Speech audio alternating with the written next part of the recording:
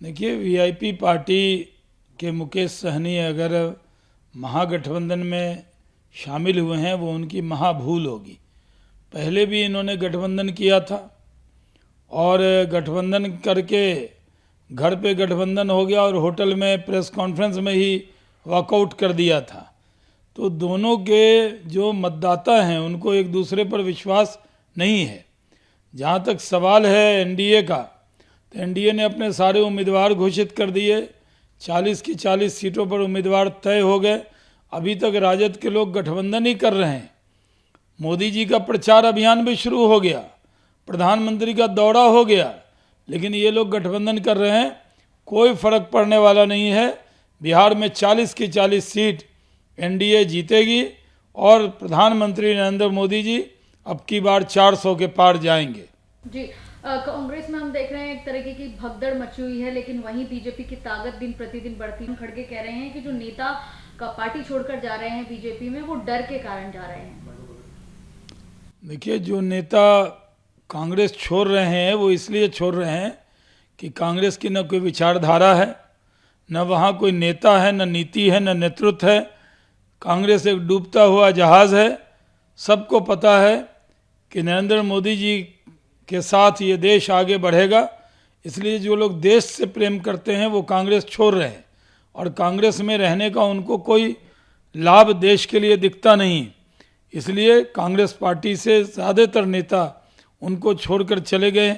उनके कई मुख्यमंत्री छोड़कर चले गए, कई कार्यकर्ता छोड़कर चले गए, कई प्रवक्ता छोड़कर चले गए, क्योंकि कांग्रेस उनको डूबता हुआ जहाज़ दिख रहा है। जी, राहुल गांधी कह रहे हैं कि जो इस वक्त चल रहा है प्रोपेगेंडा मीडिया में वो गलत है, बल्कि हम बेहतरीन चुनाव लड़ रहे हैं और जीतने जा रहे हैं।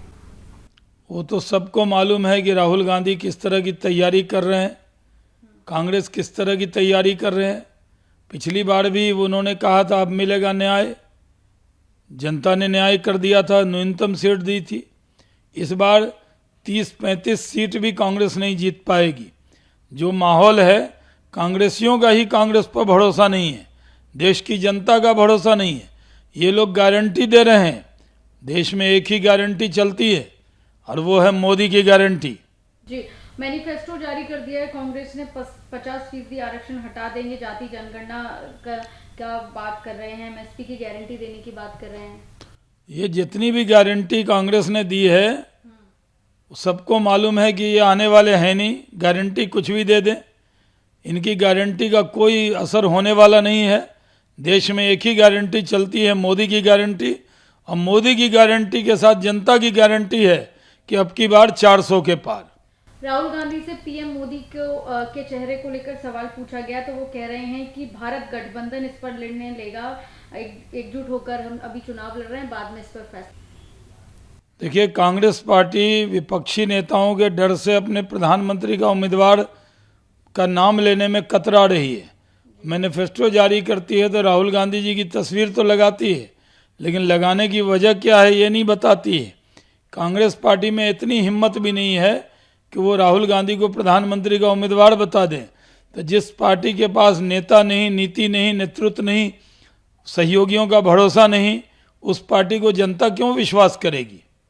जी, केरल में सर अखिल भारतीय स्तर पर इंडिया यूनियन मुस्लिम लीग और कांग्रेस के बीच संबंधों को छिपाने की कोशिश की जा रही है। इस पर कांग्रेस नेता कह रहे हैं ये शर्मनाक, सालों से आईयूएमएल के साथ गठबंधन में हैं और साथ में हैं।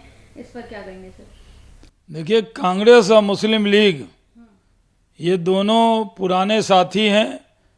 ये जनता के डर से अब बताने को तैयार नहीं है कि मुस्लिम लीग उनकी सहयोगी, जबकि पूरे देश को मालूम है कि मुस्लिम लीग और कांग्रेस एक दूसरे के पूरक हैं। दोनों के विचार मिलते हैं, दोनों के आचार विचार एक जैसे हैं। सिर्फ नाम के लिए ये अलग अलग पार्टियां हैं, विचार इनकी एक है, ये गठबंधन में। जी, वहीं द केरल स्टोरी को दूरदर्शन पर दिखाए जाने को लेकर भी कांग्रेस कह रही है ये शर्मनाक है। केरला स्टोरी जो है वो देश देख चुका है, लोग पर्दे पे देख चुके हैं, तो अगर दूरदर्शन पे देखेंगे तो इसमें क्या दिक्कत होगी। यह जितनी फिल्म दिखाई जाएगी उसमें कांग्रेस से एनओसी ली जाएगी कि बनाए या नहीं बनाए।